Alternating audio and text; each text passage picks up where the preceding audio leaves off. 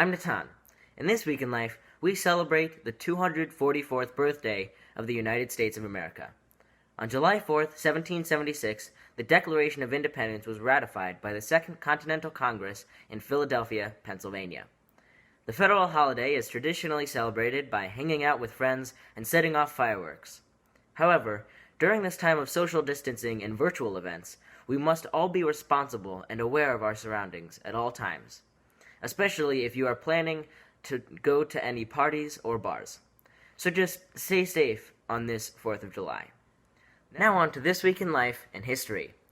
On Monday, June 29th, in 1995, the first U.S. space shuttle docked on the Russian space station, the Mir, ending decades of tension between the two space programs.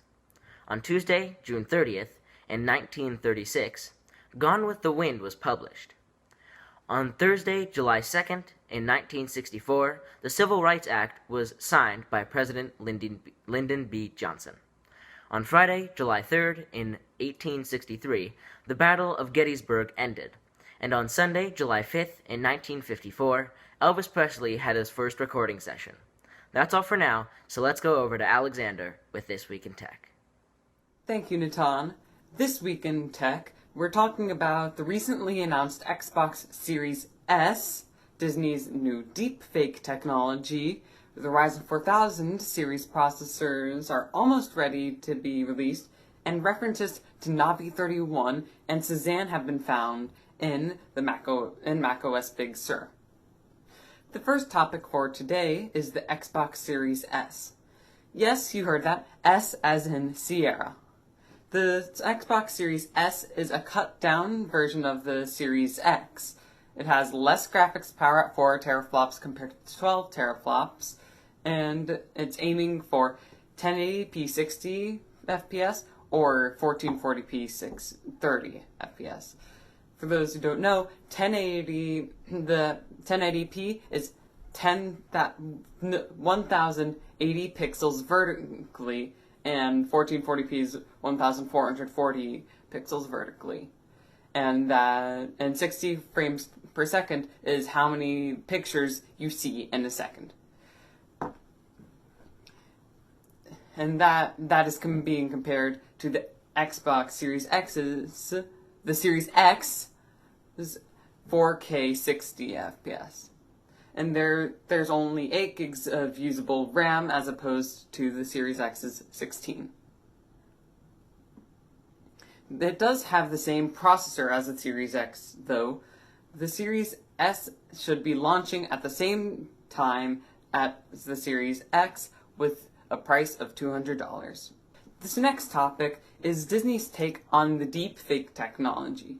This allows Disney to slap a face on another face and make it look like you have a different face from your own. It looks really creepy, and I don't like it, but it exists.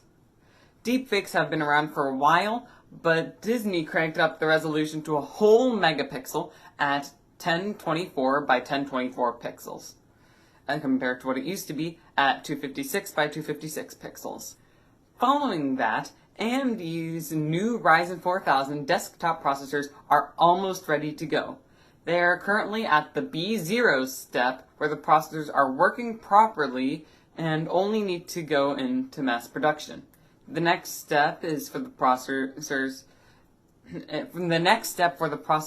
is high volume manufacturing, and then it will be able to hit the shelves. Since mass production from the production plant that AMD uses takes usually around 3 to 4 months, we are looking at a launch date of roughly October to November. The final topic for today are the references to Navi 31 and Cezanne in the code of macOS Big Sur. You probably don't know what those are, so I'll just give you a little explanation. Navi 31 is a GPU set to launch next year from AMD, and Cezanne is the code name for what is supposed to be the mobile processors based on Zen 3. This may imply that Apple will work with AMD for their computers, even though they just ditched Intel. Anyway, that's it for today. Stay safe, stay happy, and most importantly, stay smart. Over to you, Noah, with This Week in Sports. Welcome to This Week in Sports. This is the part of the show where I bring you what sports have to offer throughout the course of this week. And our first story of the day is the New England Patriots signing quarterback Cam Newton. Our next story is about the Washington Redskins and how most fans in the NFL and the NFL is pressuring them to make a name change.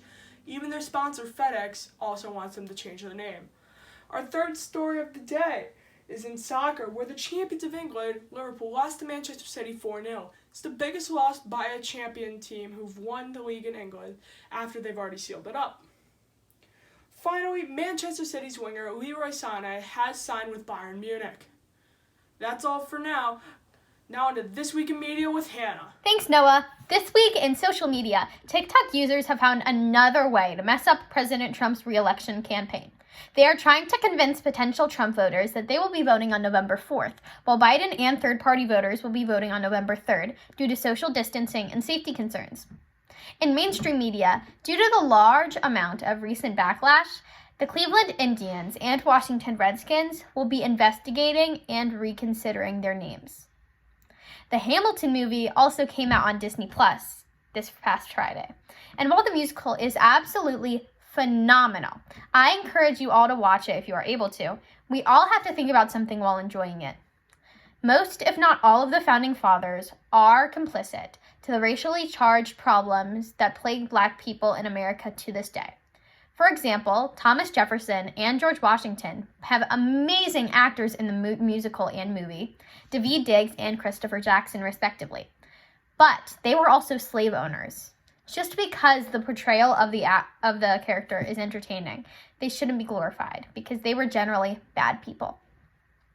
So that's all for my segment, and I will see you guys next week.